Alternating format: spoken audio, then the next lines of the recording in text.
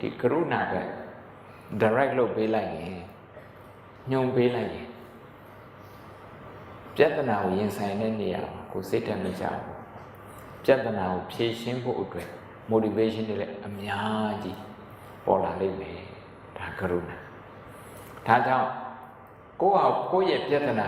ကိုပြန်တွေးနော်နှစ်ခုသုံးခုလေးခုငါးခုအဲ့လိုတစ်ခုပြီးတစ်ခုတွေးနည်းနည်းလေးကြည့်ပြီးတော့ကိုတနာလိုက်နောက်တစ်ခုကြည့်ပြီးတော့ကိုတနာလိုက်ဒုကြည့်ပြီးတော့ကိုတနာလိုက်ဘုံကအေးရေးမဝအောင်ဒီနေ့အေးရေးမဝအော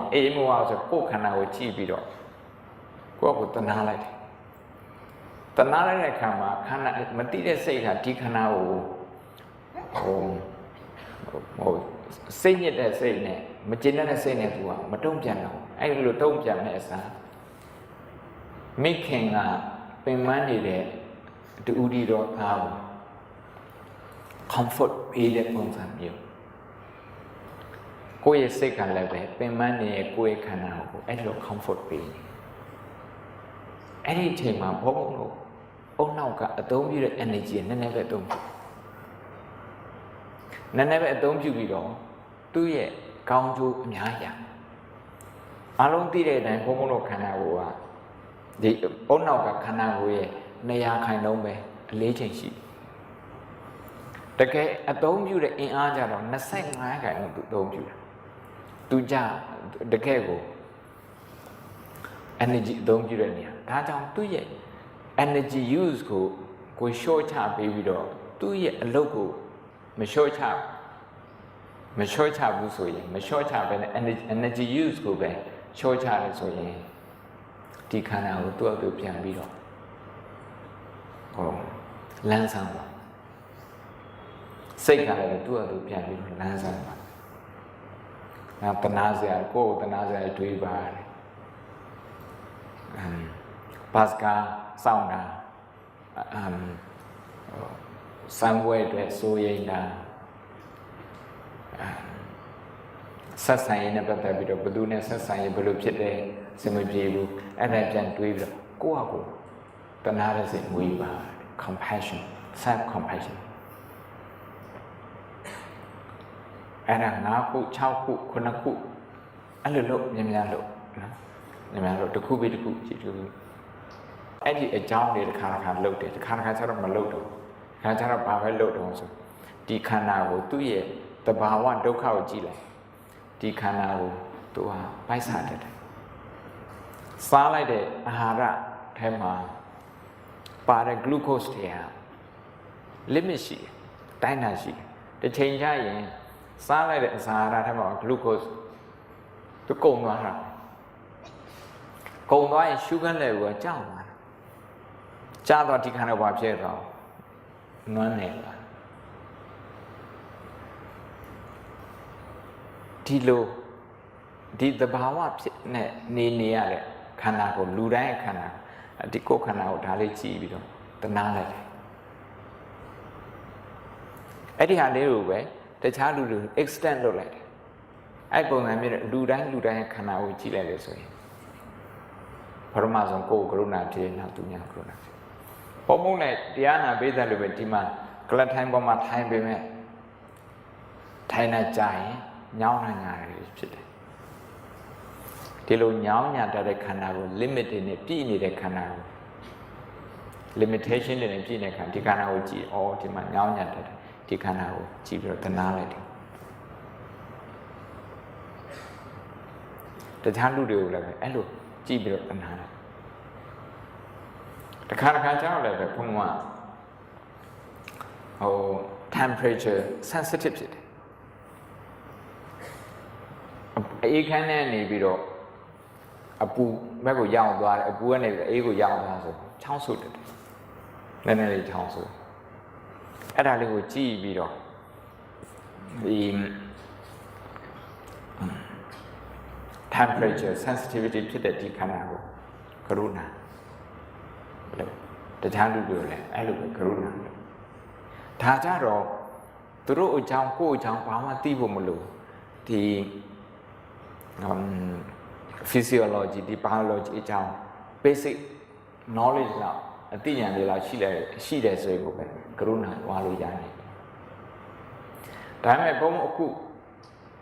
စောပိုင်းပြောတာတော့ stress အကြောင်းတွေပြောတွေးခိုင်းတယ်ဘယ်နေရာမှာဘယ်လို stress တွေဖြစ်တယ်ဥပမာဒီနေ့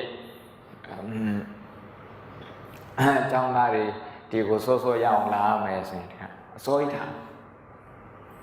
ထားမယ်အဲ့ဒီနေပြီးတော့ဒီရောက်လာ stress တွေဖြစ်တာဘုံလည်းဖြစ်တယ်ဒီမလာခင်ဝါဆိုသင်္ကန်းရှိတယ်မတရားဟောတယ်ပြီးတော့မှဒီလာတယ်ဆိုတော့ချိန်မိအောင်ချိန်မိအဲ့ဒါလည်း stress ရှိတာပဲအဲ့ stress ကိုကြည့်ပြီးတော့ကိုယ့်အဖို့ပြန်ပြီးတော့တနာဘာဖြစ် stress ဖြစ်တာတော့ဘုံကမြောက်ကလာနေပြီးတော့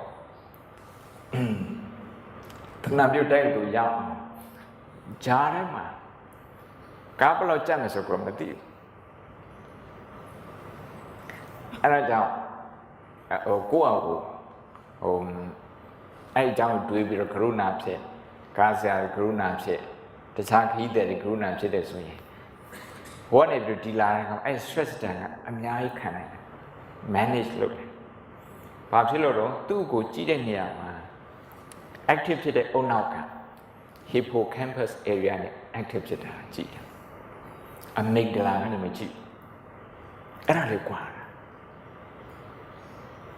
stress ခံနေပြီးတော့ fear ဘက်ကိုရောက်မသွားဘူးကြောက်တဲ့စိတ်ဘက်ကိုရောက်မသွားဘူးဘယ်ဘက်ကိုရောက်သွားတော့ကရုဏာဘက်ကိုရောက်သွားတယ် compassion ဘက်ကိုရောက်သွားတယ်ကဲကရုဏာလုပ်မယ်နံပါတ်1ကိုအကြောင်းတွေးပြီးတော့ကို stress အကြောင်း stress ဖြစ်စရာအကြောင်းတွေးပြီးတော့တစ်ခုပြီးတစ်ခုတွေးပြီးတော့ကရုဏာပွားမယ်များတွေးနာများပြန်တွေး6ခု9ခုလောက်တွေးတစ်ခုတွေးလိုက်ကရုဏာဖြစ်လိုက်တွေးလိုက်ကရုဏာဖြစ်လိုက်တွေးလိုက်ကရုဏာဖြစ်လာနံပါတ်2ကျတော့ကိုယ့်ရဲ့အရင်းနှီးဆုံးဖို့အချစ်ဆုံးဖို့မိသားစုတွေဖြစ်ရင်ဖြစ်မယ်တငယ်ချင်းတွေဖြစ်ရင်ဖြစ်မယ်သူ့ရဲ့ stress ကိုသွားတွေး stress ကြောင့်သွားတွေးလက်စီတွေမှာမြင်အောင်ကြည့်တခုတွေးလိုက်စိတ်ကိုကရုဏာပဲပို့လိုက်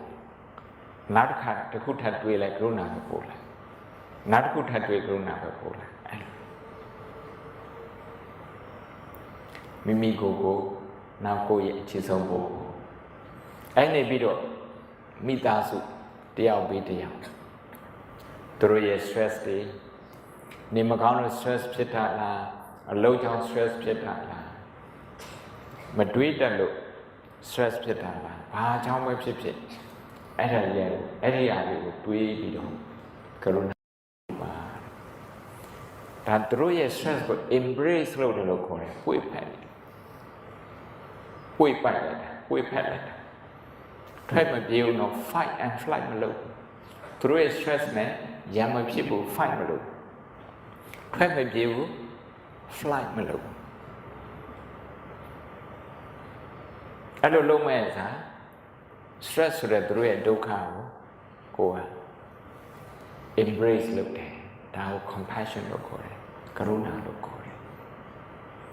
တယောက်နဲ့တယောက်သူ့ဒုက္ခကိုဒုက္ခလိလူရှုကြတာများတယ်ကြည့်တယ်ဆိုရင်လည်းပဲအတိုင်းအတာတစ်ခုတည်းပဲကြည့်ပြီးတော့မကြည့်နိုင်တော့ဒါကတော့များလို့နဲ့ဆိုပြီးတော့လိလူရှုကြတယ်ကြောခိုင်းကြ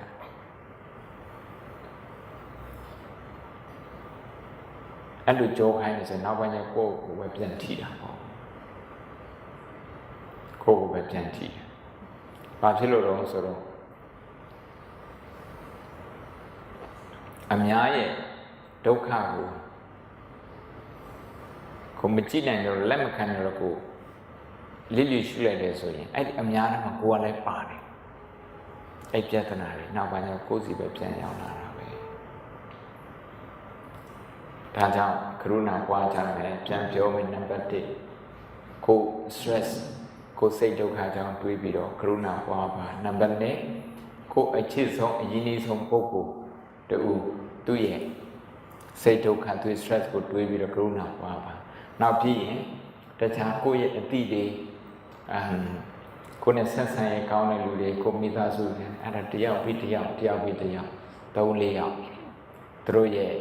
စိတ်ဖြစ်စီးမှုသူတို့ရဲ့စိတ်ဒုက္ခအကြောင်းတွေတွေးပြီးတော့ကရုဏာပွားပါဒီကြားထဲမှာစိတ်ကဘုံလွင့်တည်လွင့်သွားတယ်ဆိုရင်ခေါင်းကပြောခဲ့တဲ့3အောင်အဲ့ဒါပြန်တွေးပါပြန်အသုံးပြုပါ